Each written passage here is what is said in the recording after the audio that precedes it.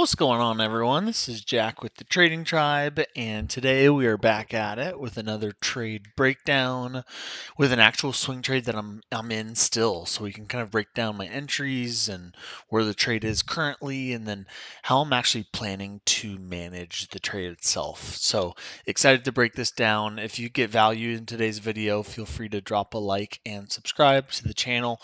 We'll have a lot more like this throughout the year, so excited to bring more content like that for you. In this instance, right, I am trading Carvana. So up at the top left, you can see the ticker symbol here within the ThinkorSwim platform.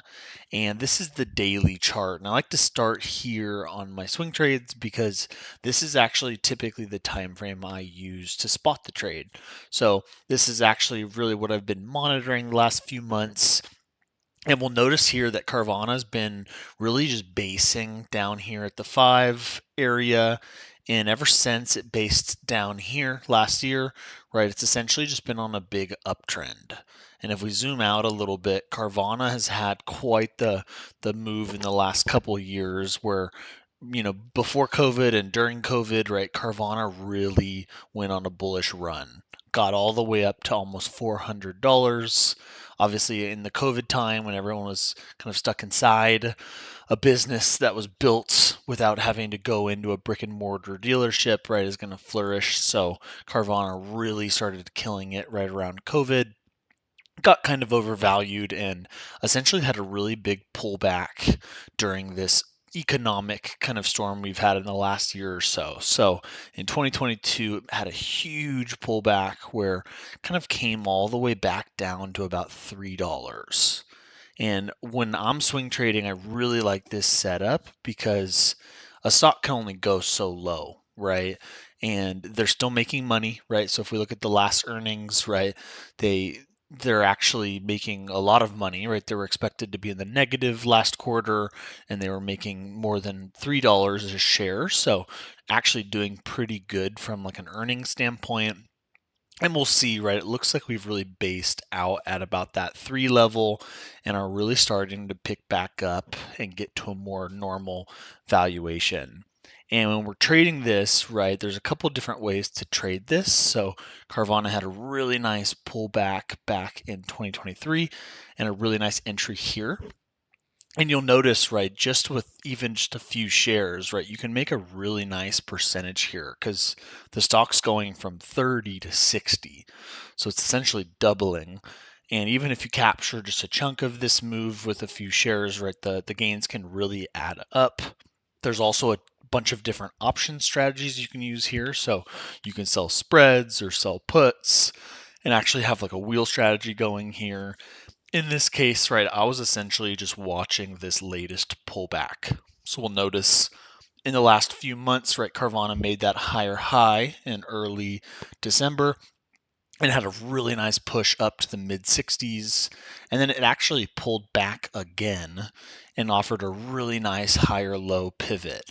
And this is actually where I ended up getting into the trade. So if I open up my active trader, we can see that my average price was about 43.5, which is right down here at that pivot right about here. And we'll see that's really that main average price that I got in at. I'm already up about 500 on the trade, but really essentially I'm holding it through to that higher high ideally. So it's about a $2,000 trade potentially, right, if we hit target here. And as you can see, right, we're essentially just waiting on Carvana to make that higher high for this trade to be successful. Couple different ways that I kind of use these time frames for that entry. So if we drop down to the hourly chart, right, we can see in the last 20 days, Carvana was downtrending. But what you'll notice is a few days ago, it essentially broke that downtrend. So the way I look at these stock based swing trades is we don't want to get into the swing trade until all of these other time frames are essentially starting to roll over into an uptrend as well. So you don't want to be buying Carvana down here. You don't want to be buying Carvana down here because we're essentially still downtrending.